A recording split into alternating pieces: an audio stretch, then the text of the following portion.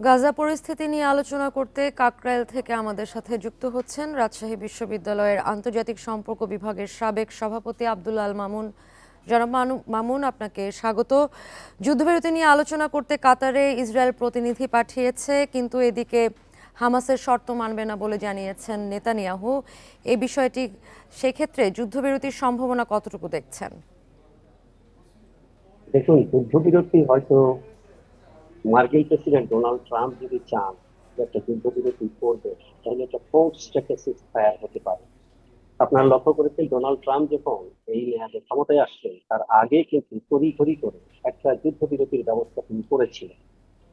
এটা হচ্ছে যেটা হলো যে এই যুদ্ধবিরতিটা আমরা যেটা বাস্তবে দেখতে পাচ্ছি, এগুলো এক ধরনের নাটকীয়তা।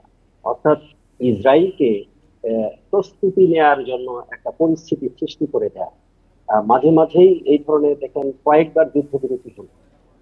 এটা এই যে গাজাতে যে বর্তমান যে যুদ্ধ, এই যুদ্ধটা শুরু হওয়া থেকে শুরু করে বর্তমানে এটা সম্ভবত চতুর্থবারের মতো যুদ্ধবিরতির প্রস্তাব, কিন্তু কোনো যুদ্ধবিরতি কিন্তু বাস্তবে যুদ্ধবিরতি হয়নি।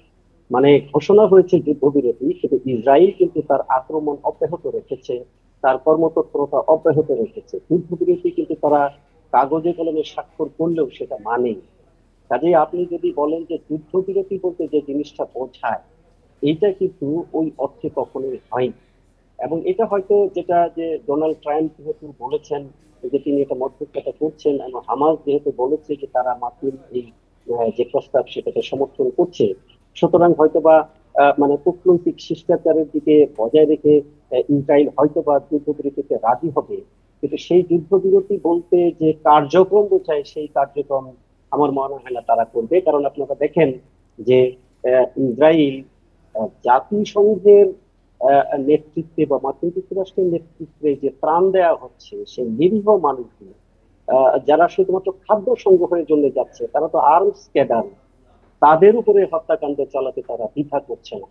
এইখানে যে জিনিসটা হচ্ছে, ইসরায়েল কমপ্লিটলি গাজা ভূখণ্ডটা সম্পূর্ণ দখল করতে চায়, এবং তারা মনে করে যে গাজা অঞ্চলটা হবে একটা ল্যান্ডলেস, মানে পিপললেস ল্যান্ড।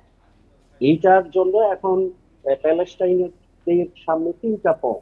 একটা হলো লড়াই করতে করতে ধ্বংস হয়ে যাওয়া, অথবা আন্তর্জাতিক কমিউনিটির মাধ্যমে যে কোনো মূল্যে সিজ ফায়ার করে ইসরায়েলের ডেপ্লয়মেন্টে ফেরত নিয়ে আসা, অথবা ওই অঞ্চলটা ইসরায়েল যেভাবে চাচ্ছে জনাব মামুন, সেভাবে আপনি চলবে। যে বিষয়টি বলছিলেন যে ত্রাণ প্রত্যাশীদের উপরে গুলি চালিয়ে তাদের হত্যা করা হচ্ছে, এক্ষেত্রে আইসিসির গ্রেপ্তারি পরোয়ানা বাস্তবায়নের কোনো উদ্যোগ নেই কেন? দেখুন, আপনারা এটা লক্ষ্য করেছেন, আমরা জানি যে আইসিসি তো জাতিসংঘের প্রতিষ্ঠান, এবং জাতিসংঘটা যারা পরিচালনা করছে, মেইনলি যারা লিডিং যে বৃহৎ পঞ্চশক্তি, এই বৃহৎ পঞ্চশক্তির মধ্যে একমাত্র রাশিয়া এবং চীন ছাড়া বাকি তিনটা যে শক্তি এবং তাদের সহযোগী যে ন্যাটো ফোর্স, এরা তো জাতিসংঘকে একটা কাগজে প্রতিষ্ঠানে পরিণত করেছে। এইখানে ডিসিশন হয়, কিন্তু ডিসিশনটা তো বাস্তবায়ন করা যায় না। আপনি দেখেন যে তারা পুতিনের বিরুদ্ধে গ্রেপ্তারি পরোয়ানা জারি করেছে, কিন্তু পুতিনকে কি গ্রেপ্তার করতে পারবে? আবার এখানে তারা যেটা করেছে, আসলে যেটা হয়েছে যে দ্বিতীয় বিশ্বযুদ্ধের পরে পুরো পৃথিবীতে শান্তি প্রতিষ্ঠা করার জন্য জাতিসংঘ প্রতিষ্ঠিত হয়েছিল বটে, কিন্তু এখন জাতিসংঘ একটা চ্যারিটেবল প্রতিষ্ঠান ছাড়া আর কোনো কিছুই তার ফাংশন করছে, আর কিন্তু চ্যারিটেবল কাজটাও সে করতে পারছে না। গাজাতে সে ত্রাণ দিতে গিয়ে জাতিসংঘের নিজস্ব যারা কর্মকর্তা বা অ্যাক্টিভিটিস তারা মারা যাচ্ছে, সেটারও কিন্তু বিচার জাতিসংঘ নিজেই করতে পারছে না। তো সেই ক্ষেত্রে এই যে আইসিসির যে সিদ্ধান্ত, জাতিসংঘের তো আসলে নিজস্ব কোনো সেনাবাহিনী নাই, নিজস্ব কোনো ফোর্স নাই। এটা মানে নখদন্তবিহীন একটা প্রতিষ্ঠান। এটা সম্পূর্ণ নির্ভর করে আন্তর্জাতিক সম্প্রদায়ে যদি এটাকে এগ্রি করে। এখন আন্তর্জাতিক সম্প্রদায়ের এগ্রিমেন্ট এখানে কাজ করছে না। বৃহৎ শক্তি বলে যে শক্তিগুলো আছে, বিশেষত মার্কিন যুক্তরাষ্ট্র যেটা বলছে সেটাই হচ্ছে। তো মার্কিন যুক্তরাষ্ট্র যেহেতু চাচ্ছে না, সেই জন্য আইসিসি কাজ করতে পারছে না, এই বিষয়টা স্পষ্ট। জনাব মামুন, একটি বিষয় ট্রাম্প আশা প্রকাশ করেছেন যে আগামী সপ্তাহে গাজায় যুদ্ধবিরতি কার্যকর হবে যদি নেতানিয়াহু পাল্টা শর্ত আরোপ করেন। সেক্ষেত্রে ট্রাম্প বা যুক্তরাষ্ট্রের ভূমিকা কি হতে পারে?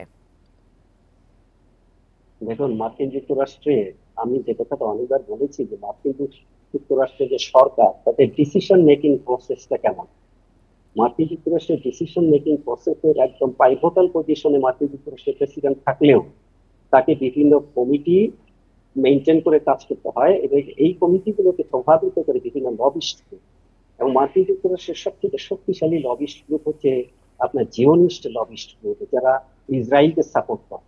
এবং আপনি লক্ষ্য করেন যে মার্কিন যুক্তরাষ্ট্রের যে প্রেসিডেন্ট তার মেয়ে এবং মেয়ের জামাইও কিন্তু জিওনিস্ট।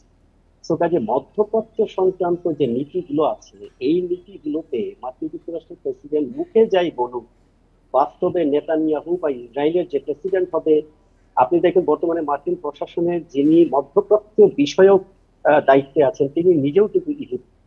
কাজে মার্কিন প্রশাসনের যিনি মধ্যপ্রাচ্য বিষয়ক পরামর্শ দিবেন তিনি নিজেই ইহুদি এবং ইসরায়েলের বংশোদ্ভূত।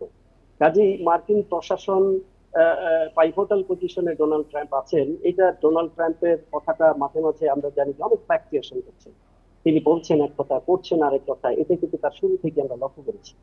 কাজেই নেতানিয়াহু যদি এটাকে না মানেন, আমার মনে হয় যে তখন একটা নাটক হবে, দেখা যাবে যে এক দুই দিনের জন্য একটা সিজ ফায়ার মুখ রক্ষা করার জন্য হলো, বাস্তবে কাজ করবে না। ডোনাল্ড ট্রাম্প আবার বলবেন যে আমি চেষ্টা করছি, জনাব হচ্ছে না। আব্দুল্লাহ আল মামুন, আপনাকে ধন্যবাদ আমাদের সাথে যুক্ত হওয়ার জন্য।